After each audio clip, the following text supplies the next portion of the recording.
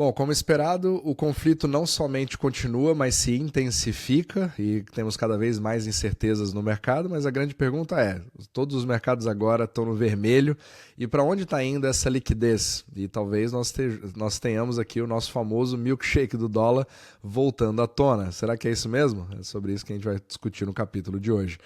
Então, primeiramente, você vê aqui todo o mercado caindo, né? SP500 caindo 1,6%, Nasdaq caindo, Japão caindo, literalmente tudo caindo nesse exato momento. Só tem uma coisa que chama atenção aqui, é o dólar. Então você vê o DXY, que tinha sido ali considerado praticamente como morto, né? Na verdade ele vem caindo, desdolarização, toda aquela narrativa que a gente já conhece, e agora ele vem subindo. E são momentos como esse que mostram exatamente o funcionamento do sistema monetário, e é aqui que as pessoas esquecem.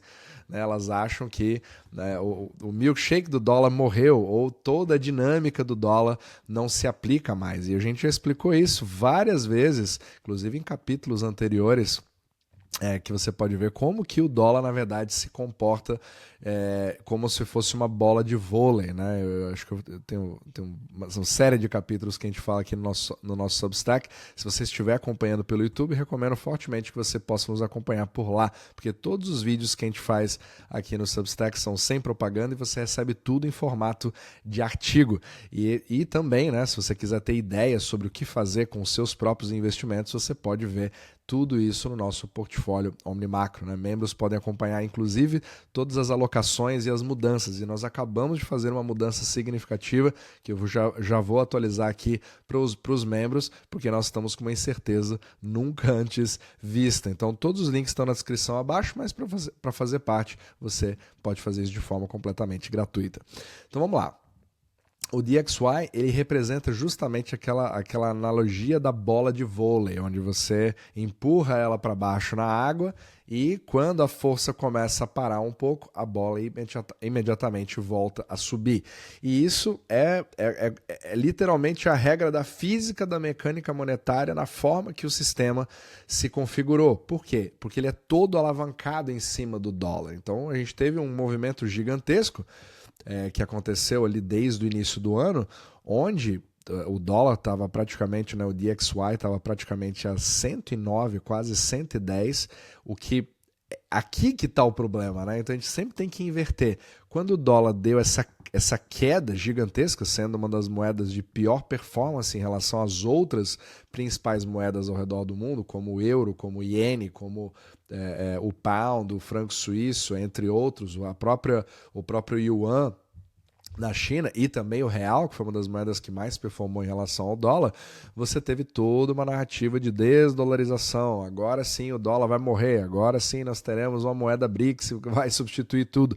Só que aqui que vem o grande engano. Essa queda não representa uma fraqueza da estrutura do dólar. E talvez seja uma das grandes confusões que se faz. Dólar fraco comparado com outras moedas, significa uma estruturação do dólar mais forte. Significa que ele está se espalhando para o resto do mundo como uma moeda de reserva global. E não o contrário. Agora, quando a gente fala do dólar ficar fraco no sentido da sua estrutura ficar fraca, é aqui que a gente começa a ver. Na verdade, não é nem a estrutura ficar fraca. O problema do dólar subir, que é o que a gente está vendo aqui agora, você vê uma venda forte em ativos ao redor do mundo ao mesmo tempo, mas o dólar subindo. Isso mostra o quê? Escassez. Isso mostra o quê? Desalavancagem. Então, esse DXY subindo significa o problema do dólar, significa ele criar problemas para o resto do mundo. Então, um dólar forte não é desejável por ninguém, porque, por definição, se você quer manter a hegemonia do dólar, você precisa fazer com que ele circule ao redor do mundo, só que agora é exatamente o que você não está vendo como narrativa. Ninguém está falando de desdolarização nesse exato momento, pelo contrário, isso aqui demonstra um claro movimento de refúgio, que você percebe, inclusive, em todos os tipos de ativos que estão denominados em dólares. Inclusive, se você olha esse gráfico, eles nunca foram tão presentes como agora, independente de toda a narrativa que foi criada. Você vê aqui ao longo dos anos, você vê a entrada cada vez maior de estrangeiros, colocando aqui em bonds de agências governamentais, em treasuries, que está mostrando aqui em azul, e você vê corporate bonds aqui em verde também crescendo, mas dá uma olhada em equities, que são as ações, o SP500 da vida. Então você vê isso crescendo em todos os lugares, mesmo você tendo ao mesmo tempo movimentos como a China tentando se livrar dos bonds americanos. Você vê uma troca ali entre bonds para ouro, por exemplo, que criou aquela grande subida do ouro. Então é muito importante você também tentar tirar o zoom das coisas e não pegar um só fator para explicar que isso significa o fim do sistema. E aqui muitos vão colocar nos comentários que eu estou defendendo o dólar, etc. Mas não, estou tentando ser realista para mostrar o que de fato está acontecendo. E muitos não gostam porque eu explico uma coisa que talvez você não queira ouvir, mas o meu objetivo aqui é proteger o seu portfólio, independente, né? sem paixões. E você vê, inclusive, uma grande correlação invertida aqui, foi um dos gráficos que eu vi hoje, na verdade foi feito ontem, comparando o DXY, que está aqui em vermelho, né, esse laranja avermelhado, e o mercado futuro, né, da SP500. Você vê assim como que isso se reverte. Claro que esses gráficos dá para você manipular bastante, etc, para ficar bem bonitinho para a foto ali, mas ele mostra essa diferença de correlação que você percebe ao longo do momento em que você tem um certo pânico. Então, imediatamente você faz uma determinada venda. Por quê? Porque você precisa de dólares que já foram contraídos no passado por meio de crédito, e esse crédito você precisa de juros. E se você não consegue encontrar aqueles dólares que você precisa para poder honrar com as suas dívidas já contraídas, você tem um problema e você é obrigado a vender. E principalmente agora, com toda essa incerteza que você vê em relação ao Irã, e todos os outros países, né, do bloco, do GCC, né, da cooperação do Golfo, podendo se envolver agora numa possível guerra. E aí você tem, será que vai dar problema para a China? Se não vai dar, a China está apoiando o Irã, mas na verdade também está fazendo a pressão no Irã para abrir o canal de Hormuz, e ninguém mais sabe o que vai acontecer. Então nós estamos diante, eu estou gravando o capítulo no meio do pânico generalizado, que acaba sendo uma boa oportunidade para muitos investidores que estão com o quê? Com cash.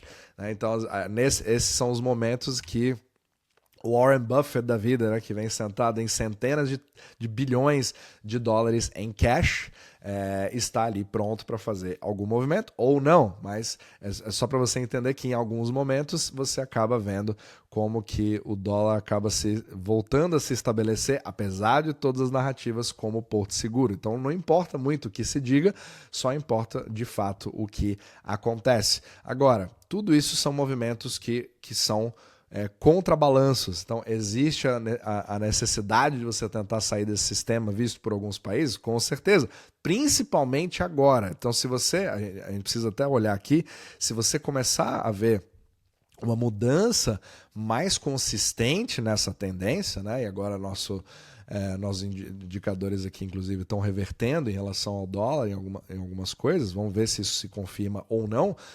Isso aqui pode criar uma série de problemas se ele começar a fechar acima do 100. Mas vamos ver a cena dos próximos capítulos. Isso com certeza pode ter uma grande reversão para baixo e continuar. Com certeza, a gente já viu isso em outros momentos, mas ele mostra ali um sinal de alerta de que o famoso milkshake do dólar, ou aquele dollar wrecking ball que começa a criar problema para outras moedas, ele pode estar mais próximo do que a gente imagina. Se você olhar até vou olhar o real aqui, né, que foi uma das moedas que mais se beneficiou dessa queda do dólar, você percebe exatamente a mesma coisa. Então o dólar subindo aqui para 5,30, mas é claro, longe ainda dos 6 que a gente vinha antes. Pode ser que ele volte a corrigir, passe de novo embaixo dos 5, não tem problema nenhum, mas a gente precisa ver esses movimentos. Então você vê claramente como sugar capital ali de determinados ETFs que vão para mercados emergentes, por exemplo, acaba afetando o Brasil, mas quando você tem todo esse movimento, onde até o ouro, que me chamou bastante atenção aqui, ó, vamos dar uma olhada nele, que aqui eu vou pegar um pouco mais, vou pegar 4 horas aqui, vamos ver, dar uma olhada na grande correção que o ouro acabou sofrendo. Então ontem ele subiu para $5.400 a onça e já está de volta numa pancada aqui para baixo de literalmente, estão em 5.100 novamente. E o ouro é para ser o grande refúgio de tudo. Então, assim, percebe? Não existe esse grande ativo que resolve absolutamente tudo, que cria o refúgio. Isso literalmente não está simplesmente na cabeça dos participantes. Dá uma olhada na prata. A prata teve uma correção ali de mais de 10%, já voltou de novo. Estava $95, já despencou para 82 novamente. Então, grande volatilidade. Agora, o mais interessante é que dias atrás a gente foi falar sobre o Bitcoin, né? E agora o Bitcoin tá subindo. Continua na casa dos 60 mil, etc. Né? Quando você vê o longo prazo, não mudou muita coisa, mas vem subindo hoje. Então vai entender, né? Subindo 1,16%. Aí já se chega à conclusão, não, agora ninguém mais quer ouro, o que realmente interessa é o Bitcoin. Percebe? É muito importante você não cair nessas narrativas, porque em algum momento os dados vão mostrar que aquilo não se sustenta e você tenta sempre voltar atrás para criar uma racionalização das coisas, quando isso, na verdade, não existe, pois existem muitos movimentos em contracorrentes. Mas uma coisa que dá para quase que garantir é que os próximos dias, as próximas semanas, os próximos meses, né, 2026, promete ser um dos anos mais voláteis da história.